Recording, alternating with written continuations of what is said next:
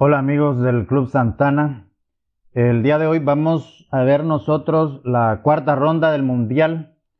Es un match a 14 partidas larga entre el chino Ding Liren, que es el campeón actual, y el retador, el indio Gukesh Dumarahu.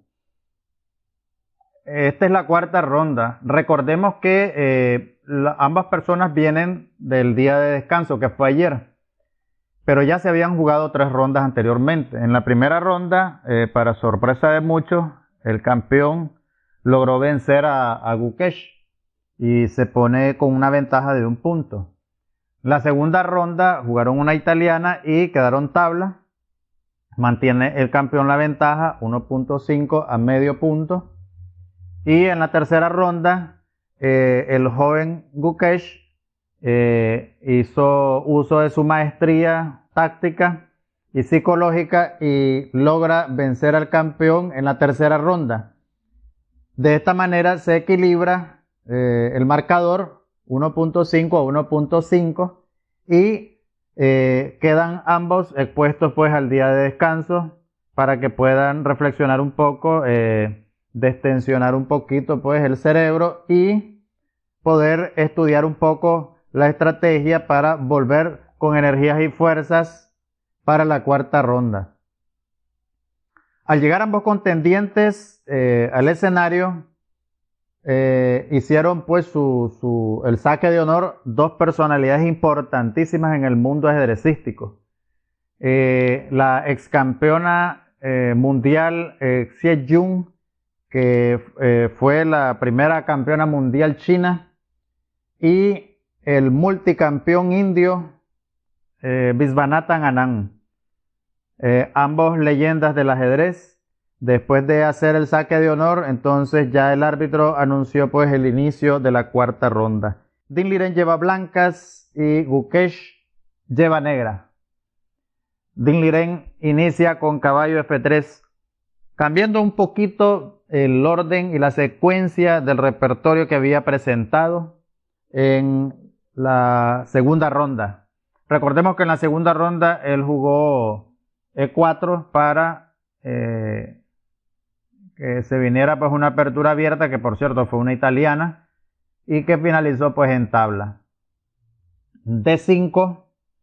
Recordemos que este orden de jugada puede transponer a muchas cosas: el gambito de dama rebusado u ortodoxa, eslava, catalana, Reti, Larsen, gambito de dama aceptado, holandesa, etcétera, etcétera, ¿verdad? Entonces, ahorita pues no hay nada dicho. E3, caballo F6, B3. Entonces, aquí ya nos están dando pistas los jugadores de lo que se está jugando. Todo parece indicar de que el campeón mundial, con su equipo de asesores y entrenadores detrás, le han orientado tratar pues en la medida de lo posible de incorporar en su repertorio alguna apertura que no fuese tan usada en mundiales anteriores ni en la élite. Esta estructura, como puede verse, aparenta ser una Larsen, aparenta ser una apertura Reti. Vamos a ver cómo evolucionan los siguientes movimientos. Alfil F5, interesante movimiento. Ya sabemos que ese alfil está en una de las diagonales más grandes. Alfil E2, buscando el enroque corto.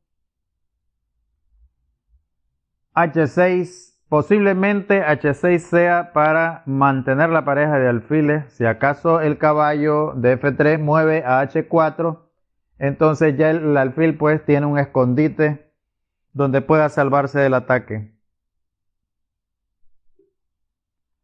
Alfil A3. Alfil A3 deja más o menos clavado el peón E7, porque si se mueve, entonces alfil por F8 y ya sea rey o torre por F8, se pierde el enroque corto.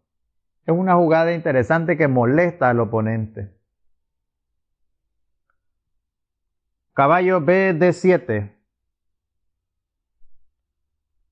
Enroque. Enroque corto, ¿verdad? Ya sabemos nosotros que cuando se hace caballo BD7, se está anunciando jugar C5 y con C5 ya se puede liberar el peón de E7. El enroque corto permite un desarrollo bastante acelerado, sin embargo, el desarrollo ha descuidado un poco el centro. Vamos a ver qué es lo que hace el campeón después de este enroque y valorar pues un poquito la posición, cómo o qué estructura pues está planteando al respecto. E6. Interesante jugada, pero ya sabemos que el caballo que está en D7 puede ahora capturar y salvar el enroque corto.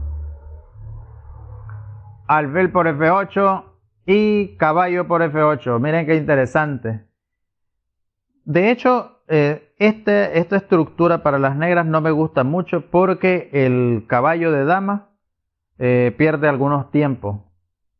Pero también no hay debilidades claras pues por parte de las negras. C4, atacando el centro.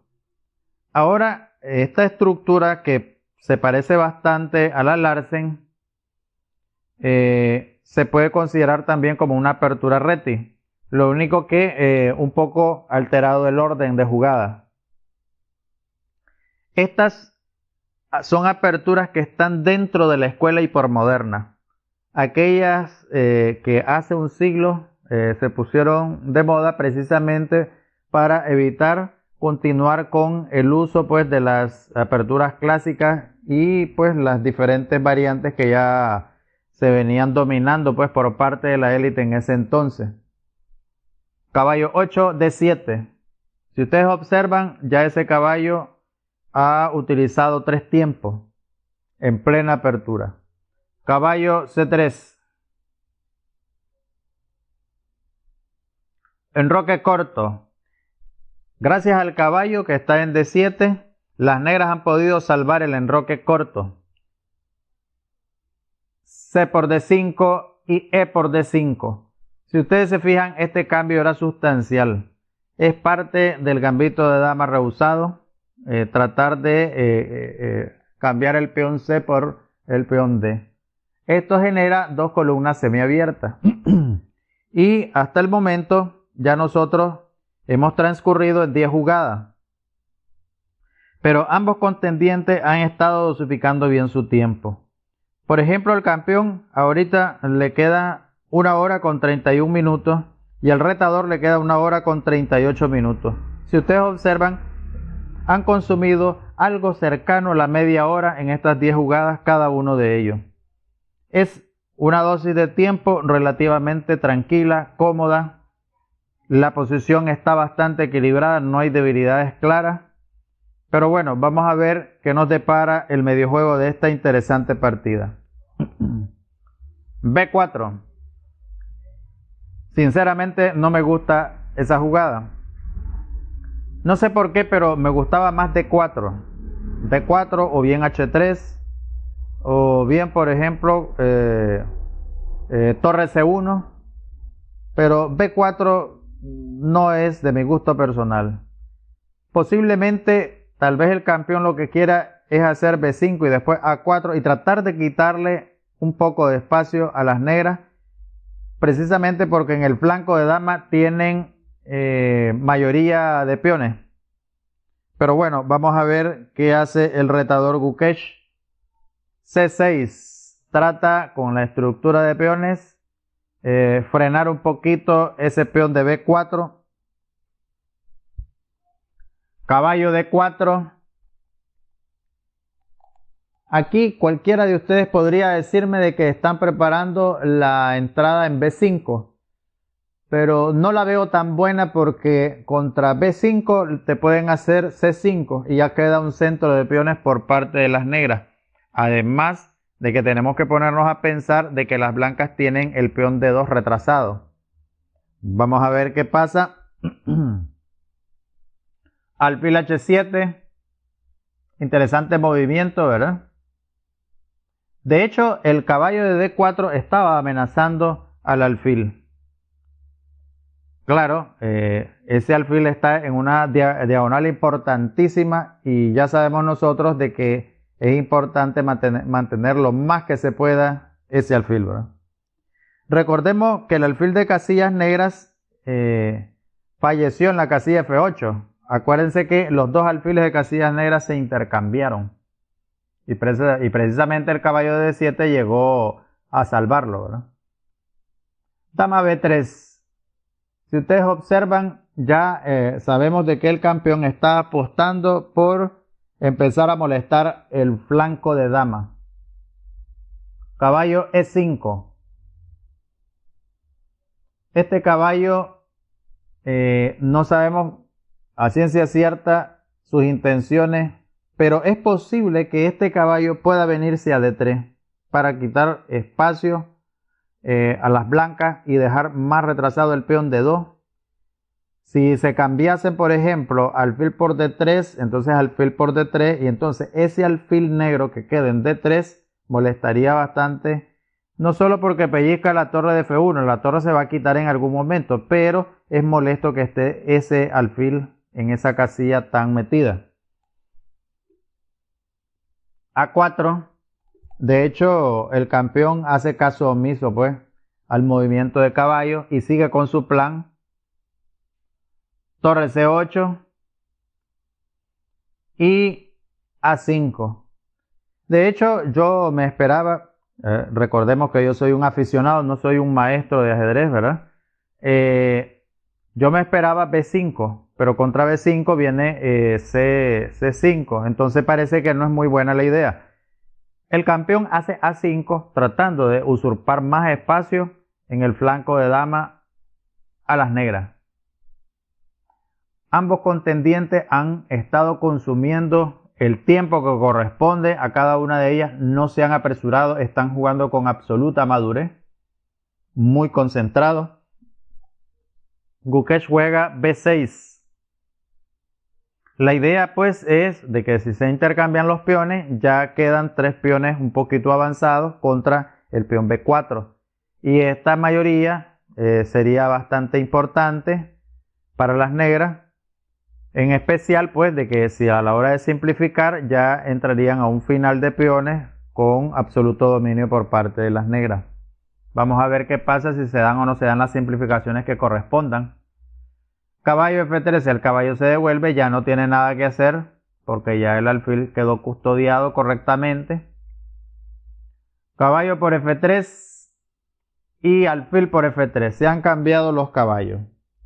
Ahora el alfil de F3 queda en la diagonal más grande y también queda resguardando la casilla E4. Ahora nos queda ver si en el caso de Gukesh pretende hacer un avance de esos peones, pero recordemos de que también necesita la torre que esté en F8. Hay que sacar la dama. Vamos a ver qué pasa. D4, miren qué interesante jugada. Acá ya Gukesh está molestando al caballo de C3, pero también está avanzando de manera peligrosa ese peón. Aquí hay que tomar algunas consideraciones importantísimas, ¿verdad? Ese peón puede ser capturado, pero ya sabemos que está la dama y no conviene porque quedarían los dos peones en la columna D y ya el peón D2 sería capturable de manera relativamente fácil. De hecho, pues, desde el punto de vista táctico hay que salvar el caballo que está en C3. Se puede mover a la casilla A4, se puede mover a E2, se puede retroceder a la casilla, por ejemplo, D1 para después traerlo a B2. Pero el problema es que ese peón, de una u otra manera, puede entrar a D3 y se tornaría bastante peligroso. Caballo E2. Me gusta mucho la idea de hacer T3.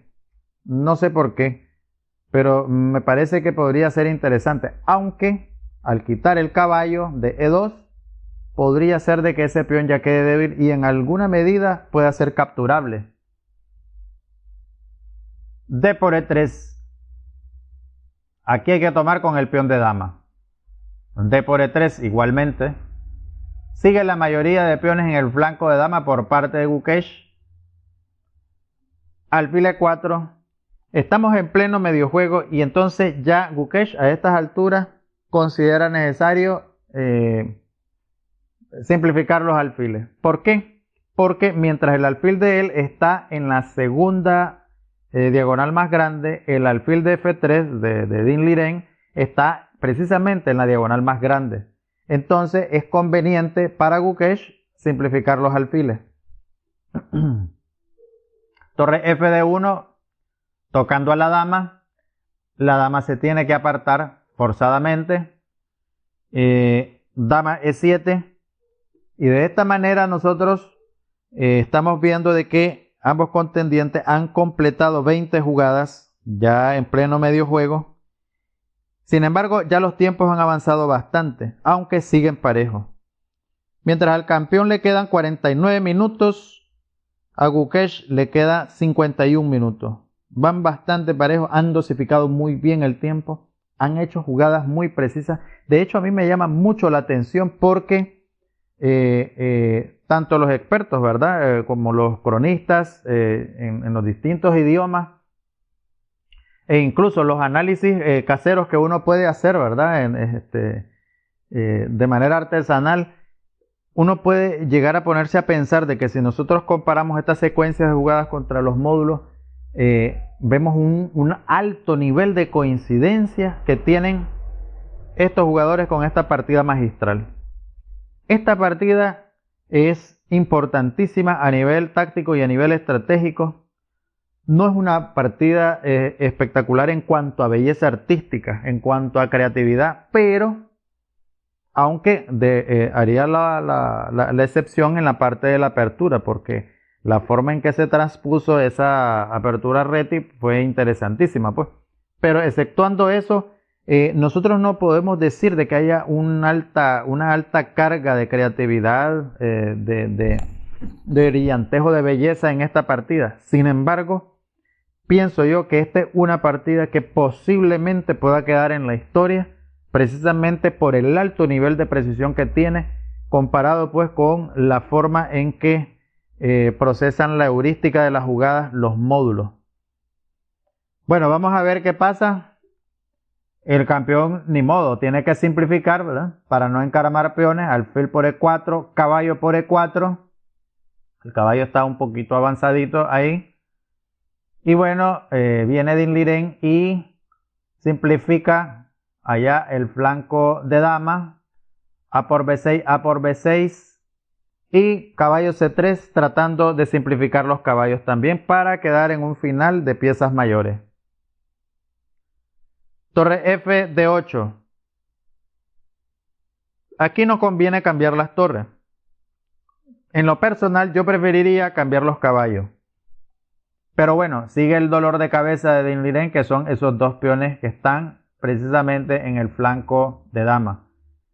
Sin embargo, mientras se juegue relativamente bien y las piezas estén activas y bien colocadas, creo que a lo mejor esos peones no pueden avanzar mucho. Pero vamos a ver qué sucede. Se ha decidido por la simplificación el campeón, caballo por E4, dama por E4. Y H3 dándole un respirito al rey. Recordemos que siempre que estamos en un final de piezas mayores, cuando el rey tiene sus tres peones encima, hay que tener sumo cuidado porque en alguna simplificación o en una jugada rápida te pueden hacer jaque y ese jaque se convierte en mate.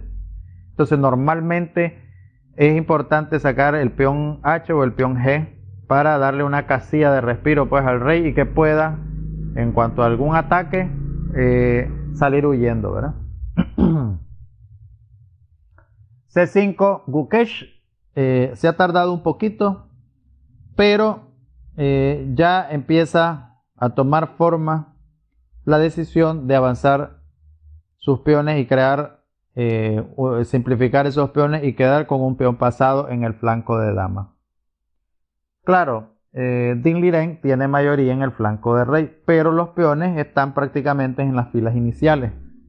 Entonces no son un peligro para Gukesh.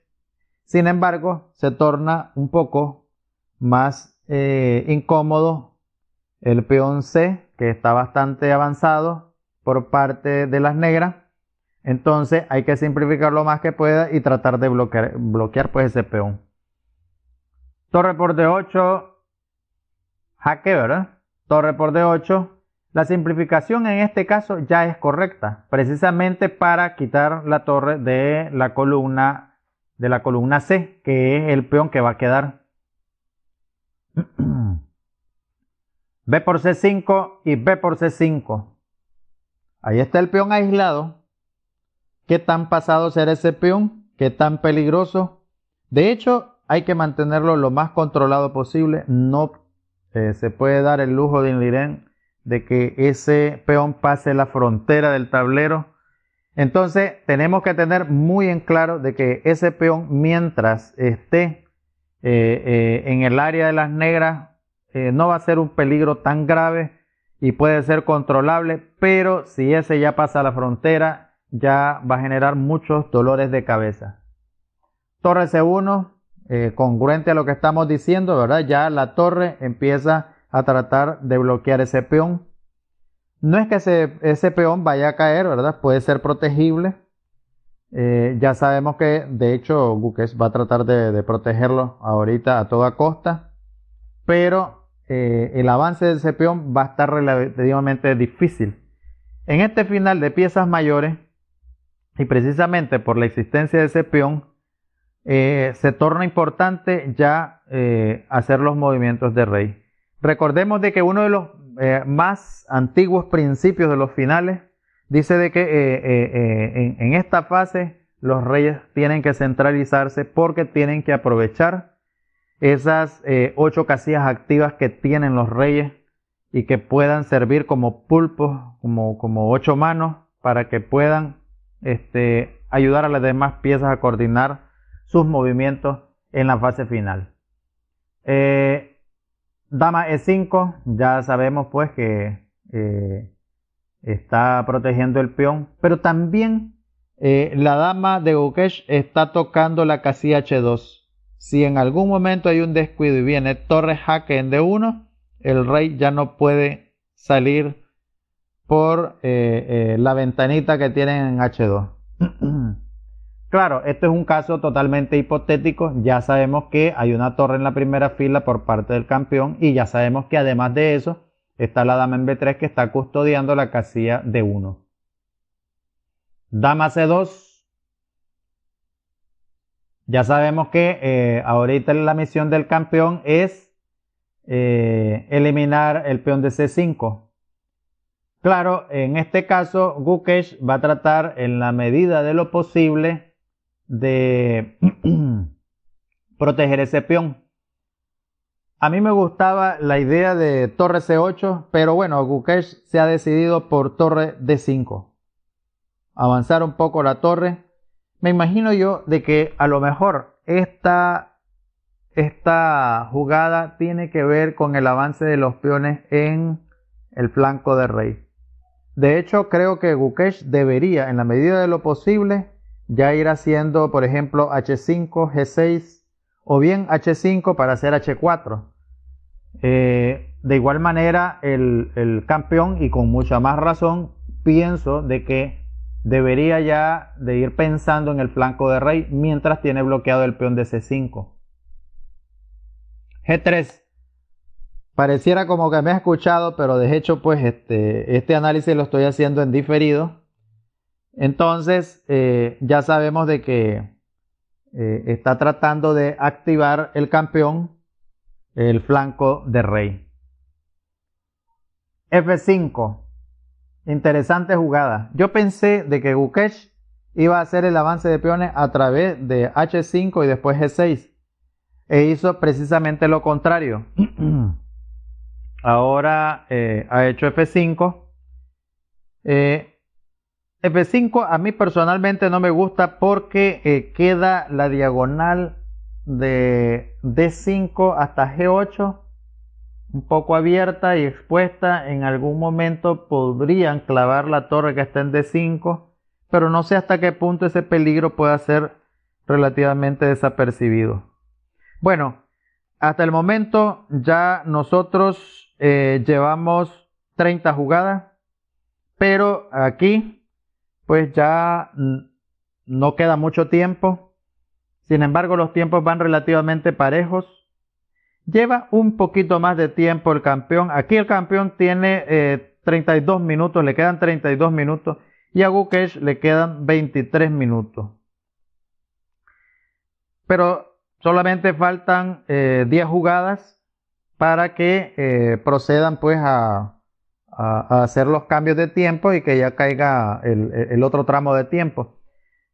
Esto no es para nada preocupante porque con media hora o con más de 20 minutos se pueden resolver 10 jugadas, siempre y cuando pues estés totalmente concentrado. Una de las cosas interesantes es que he observado en este mundial es de que ambos jugadores se levantan muy poco de sus asientos. Y eso es una de las cosas muy buenas e incluso los psicólogos han recomendado de que eso ahorra bastante energías al cerebro para que pueda procesar más cantidad de algoritmos a la hora de hacer los cálculos. Rey G2, activando el rey, el campeón. Rey H7. Si ustedes observan, ambos están activando sus reyes. Dama C4, me imaginé que venía eso, pero con el rey en G8. Pero bueno, aquí no ha pasado nada. Dama D6. Se reestructuran las piezas. Y miren qué interesante esta jugada. E4. Como es obvio, aquí pues se puede tomar ese peón y queda la dama en E4. Pero también se podría hacer G6, por ejemplo. Con G6 se pierde la torre. Sería un error. Entonces, lo más probable que haga Gukesh en este caso sería tomar el peón. Porque se podría mover la dama también. Perdón, la torre. Torre D4, amenazando la dama, pero cae ya el peón C5. Entonces, torre E5, interesante jugada. De hecho, no se me vino a la mente para nada. La idea de torre E5 posiblemente es que si Dean Liren logra cambiar su peón por F5, la torre ya queda en F5, que es una columna relativamente cómoda y suave y muy útil. Y si no tomase, estaría perdiendo pues el peón de E4 a cambio del peón C5, que es el peón por el cual se ha estado luchando en esta jugada. Vamos a ver qué pasa. Cambió el peón el campeón. E por F5, torre por F5. Ya esa torre está bastante bien puesta, ¿verdad? En su lugar. El rey blanco no tiene muchas casillas para mover. Aquí se pueden cambiar las damas, ¿verdad? Se pueden cambiar las damas en D5. Entonces, dama E4. Dama D5. Y aquí, ¿qué tanto conviene el cambio de dama? Miren qué interesante. Si se cambian las damas, queda la torre amarrada con el peón de C5, pero el rey de G2 está un poco más cerca que el rey que está en H7. Entonces, me da la impresión como que las simplificaciones le favorecen un poco a las blancas. Vamos a ver qué sucede. Dama por D5, se dieron los cambios de dama y ahora pasamos a un final de torre. Rey F3, tal y como lo habíamos dicho, rey G6, el movimiento de los reyes aquí es vital, súper vital. Rey E4, torre D4, jaque. Yo podría irme allá a E5, pero no sé qué pasaría, ¿verdad? Está fea la cosa. Yo creo que caen los peones que están aquí en el flanco de rey. Me parece como que podrían caer. Rey E3. El campeón no se va para arriba. Se devuelve hacia abajo. Torre D5. Hay que mantener ese peón lo más que se pueda, ¿verdad? Rey E4 pellizcando la torre de nuevo. Torre D4 jaque. Aquí se han completado 40 movimientos y ya le han caído a ambos jugadores el nuevo tramo de tiempos. Entonces el campeón tiene 54 minutos y 45 minutos tiene el retador. Suficiente tiempo para jugar un buen final de torre. Pero hasta el momento da la impresión de que uno de ellos quiere forzar la triple repetición para que quede en tabla y que después el pleito se pase pues ya a la quinta ronda. Pero bueno, ambos se han quedado pensando un poco aquí al respecto. Recordemos que este segundo tramo ya es con incremento. Rey E3 se devuelve, torre D5 y todo parece indicar que va a haber una tercera repetición. Rey E4, torre D4 jaque, y aquí pues ambos jugadores se han tendido la mano con 55 minutos para las blancas y 46 minutos para las negras, y la partida ha quedado tablas y ya el marcador queda 2-2 equilibrado, y esto nos va a llevar una emocionante quinta ronda donde las fuerzas están totalmente equilibradas. Pero ojo en algo, esta es una de las partidas que va a quedar en la historia del ajedrez, porque el alto nivel de precisión que tiene esta partida, todo parece indicar de que la jugaron dos máquinas, no dos personas de carne y hueso. Entonces, tanto el chino como el indio, con esta partida nos han demostrado un alto nivel de preparación y nos han demostrado de que ellos pueden jugar con una cercanía bastante asombrosa a cómo juegan los módulos. Y bueno, esto no se mira todos los días. De hecho, la única persona en el mundo a la que le he visto esta calidad de juego es a Carlsen. Carlsen para mí es un robot, es una especie de robot para jugar. Es un prodigio a la hora de calcular jugadas. Y ahora pues esta generación, tanto de Dinh Liren como de Gukesh, que está bastante jovencito, es un adolescente, nos han demostrado, nos han dejado estas joyas, estas tablas maravillosas, impresionantísimas, que aunque no tengan tanta creatividad ni tantos bombos y platillos, pero esta afinidad que tiene con la heurística de los módulos deja una impresión exorbitante, y que yo pienso que van a pasar muchos años y esta partida va a ser recordada en la posteridad como una de las mejores de los campeonatos mundiales de todos los tiempos. Bien, pues amigos, buenas. Si han llegado hasta acá, pues les agradezco mucho. Suscríbanse a nuestro canal. Siempre ya saben pues que le estamos dando cobertura a este mundial. La lista de reproducción es Mundial 2024, pero también pueden ver otras listas de reproducción que nosotros tenemos. Por favor, escríbanos, coméntenos, y les agradezco mucho su atención. Nos vemos en la quinta ronda. Muchas gracias.